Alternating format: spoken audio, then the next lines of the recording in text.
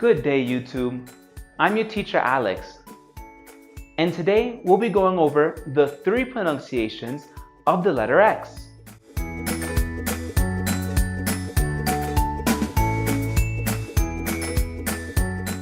So we have 3 ways to pronounce the letter X in English. We have the GC sound, which we pronounce as G, as in exact. The KS sound, X, as in X-Men. And the Z or Z sound, as in the word Xerox. So let's begin in practice. We'll start with the GZ sound or Gz. So the X sounds like a combination of the letters G and Z. The sound is very similar to when you say the word eggs. Do you hear the way it ends? Eggs. So the sound is Gz. So this is the sound of the X when the sound following the X is a vowel. So here we have a few examples. The very first one is exam.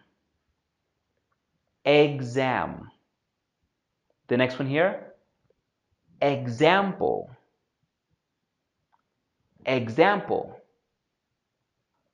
The next one there we see is anxiety.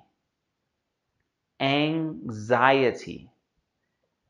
Do you hear the G and the Z sound? I'll say them again one more time, okay? Exam. Example. Anxiety.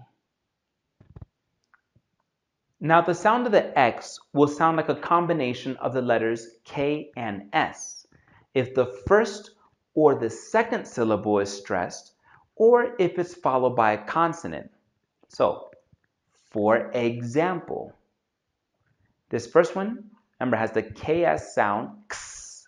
So, extreme, galaxy, box. All right, so we'll try it again.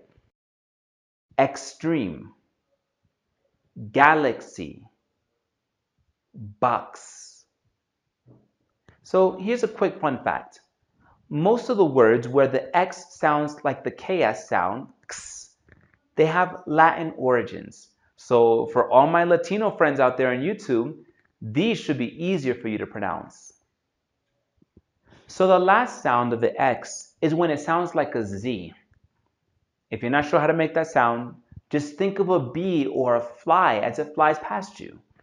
Think of, in Spanish, you say zumbar. Z. That is the sound. So the X sounds like a Z when the X is the first letter of the word. Here's a few examples. Xerox. Did you notice the sound of the X at the end of the word? As a KS sound. Xerox. The next one here, xylophone. Xylophone.